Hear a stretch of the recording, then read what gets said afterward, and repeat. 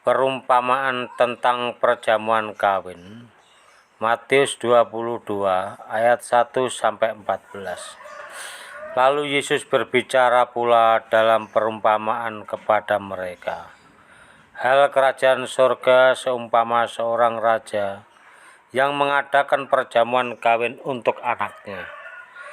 Ia menyuruh hamba-hambanya memanggil orang-orang yang telah diundang ke perjamuan kawin itu. Tetapi orang-orang itu tidak mau datang. Ia menyuruh pula hamba-hamba lain. Pesannya, katakanlah kepada orang-orang yang diundang itu, sesungguhnya hidangan telah kusediakan, lembu-lembu jantan dan ternak piaraanku telah disembelih. Semuanya telah bersedia, datanglah ke perjamuan kawin ini. Tetapi orang-orang yang diundang itu tidak mengindahkannya. Ada yang pergi ke ladangnya, ada yang pergi mengurus usahanya, dan yang lain menangkap hamba-hambanya itu, menyiksanya dan membunuhnya. Maka murkalah raja itu, lalu menyuruh pasukannya ke sana untuk membinasakan pembunuh-pembunuh itu dan membakar kota mereka.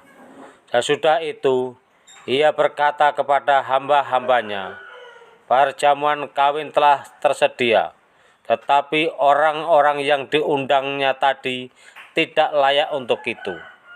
Sebab itu, pergilah ke persimpangan-persimpangan jalan, dan untuk setiap orang yang kamu jumpai di sana ke perjamuan kawin itu. Maka pergilah hamba-hamba itu, dan mereka mengumpulkan semua orang yang dijumpainya di jalan-jalan, orang-orang jahat dan orang-orang baik, sehingga penuhlah ruangan perjamuan kawin itu dengan tamu. Ketika raja itu masuk untuk bertemu dengan tamu-tamu itu, ia melihat seorang yang tidak berpakaian pesta. Ia berkata kepadanya, "Hai saudara, bagaimana engkau masuk kemari dengan tidak mengenakan pakaian pesta?" Tetapi orang itu diam saja. Lalu kata raja itu kepada hamba-hambanya, "Ikatlah kaki dan tangannya, dan campakkanlah orang itu ke dalam kegelapan yang paling gelap. Di sanalah akan terdapat ratap dan kertak gigi. Sebab banyak yang dipanggil, tetapi sedikit yang dipilih." Tentang membayar pajak kepada kaisar. Matius 22 ayat 15-22. Kemudian pergilah orang-orang Farisi, mereka berunding bagaimana mereka dapat menjerat Yesus dengan suatu pertanyaan. Mereka menyuruh murid-murid mereka bersama-sama orang-orang Herodian, bertanya kepadanya, "Guru, kami tahu engkau adalah seorang yang jujur, dan dengan jujur mengajar jalan Allah, dan engkau tidak takut kepada siapapun juga, sebab engkau tidak mencari muka. Katakanlah kepada kami pendapatmu, apakah diperbolehkan membayar pajak kepada kaisar atau tidak?" Tetapi Yesus mengetahui kejahatan hati mereka itu, lalu berkata, "Mengapa kamu mencobai aku, hai orang-orang munafik? Tunjukkanlah kepadaku mata uang untuk pajak itu." Mereka membawa suatu dinar kepadanya. Maka ia bertanya kepada mereka, "Gambar dan tulisan siapakah ini?" Jawab mereka, "Gambar dan tulisan kaisar." Lalu kata Yesus kepada mereka, "Berikanlah kepada kaisar apa yang wajib kamu berikan kepada kaisar, dan kepada Allah apa yang wajib kamu berikan kepada Allah."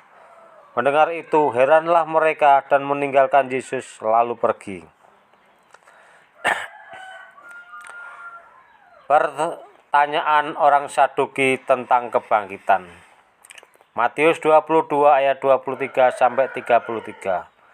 Pada hari itu datanglah kepada Yesus beberapa orang Saduki yang berpendapat bahwa tidak ada kebangkitan. Mereka bertanya kepadanya, "Guru, Musa mengatakan bahwa jika seorang mati dengan tiada meninggalkan anak, saudaranya harus kawin dengan istrinya itu dan membangkitkan keturunan bagi saudaranya itu.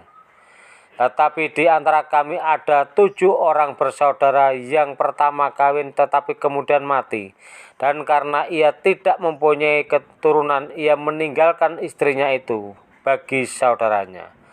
Demikianlah juga kedua dan ketiga sampai dengan yang ketujuh. Dan akhirnya sesudah mereka semuanya perempuan itu pun mati.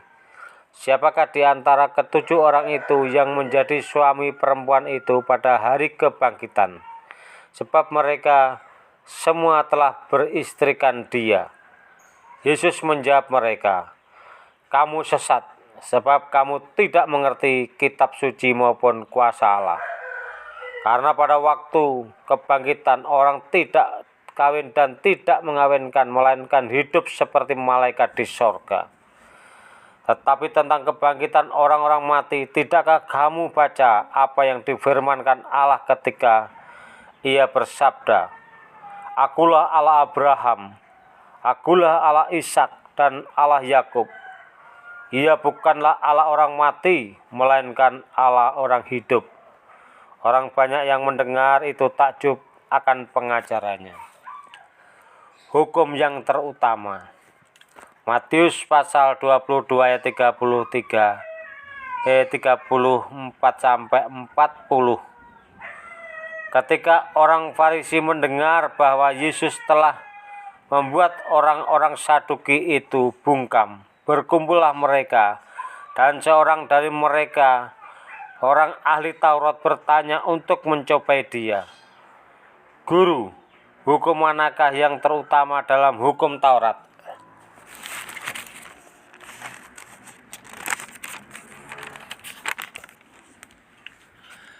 Jawab Yesus kepadanya, "Kasihilah Tuhan Allahmu dengan segenap hatimu, dan dengan segenap jiwamu, dan dengan segenap akal budimu.